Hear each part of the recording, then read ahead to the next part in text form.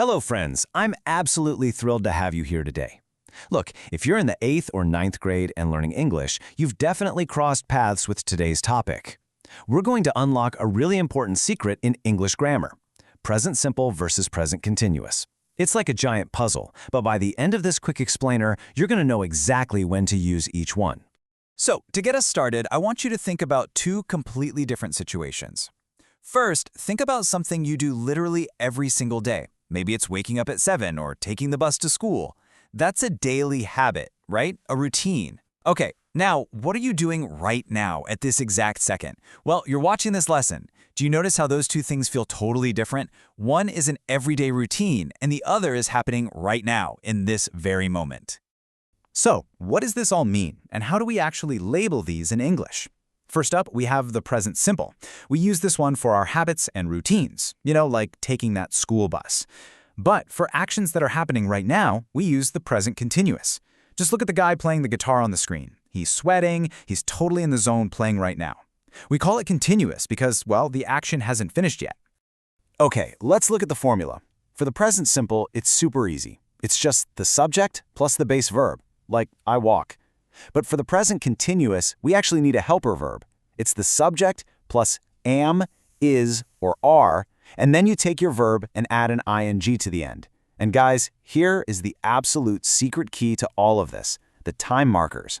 Words like often or usually are your huge clues for present simple. On the flip side, words like now mean you need the present continuous. Let's see how this actually works in a real-world conversation. Imagine Grandma and Mom are chatting about what the kids, Sami and Nadia, are up to. Grandma is asking about their general routines in London and also asking what they are doing right at this exact second. So Grandma asks, what is he doing at the moment? Because of that specific time marker, at the moment, Mom replies using the continuous formula.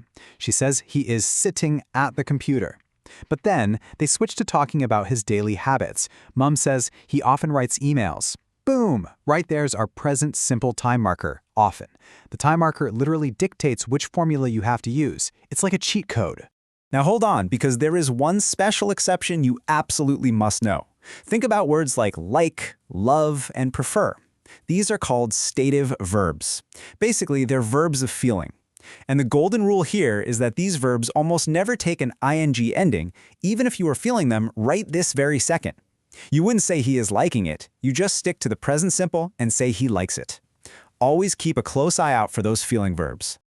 All right, time for a quick pop quiz. Let's test this out. Read this sentence. She blank a friend on her mobile in the living room now. And the verb we want to use is talk to. Now, hunt for the time marker. Is this a routine or is it happening right now? Take a second to guess.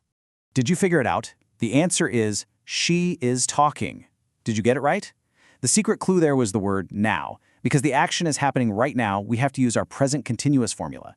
That's the subject plus is plus the ing ending. Brilliant job if you caught that.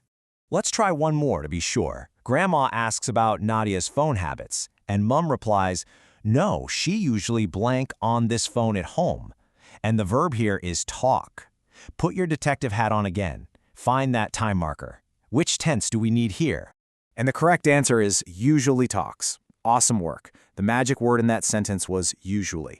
That tells us it's a routine, so we go with the present simple. We just add an S to the word talk because our subject is she.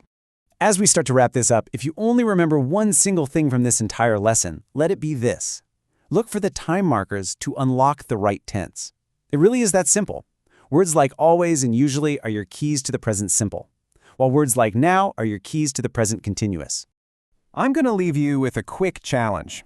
Look around you right now. What are you doing? Are you sitting down? Are you holding a phone or a tablet? I want you to describe your action out loud in English using the present continuous. And then for extra practice, say what you usually do at this time using the present simple. Keep practicing. Thanks so much for joining me, and I'll see you in the next lesson.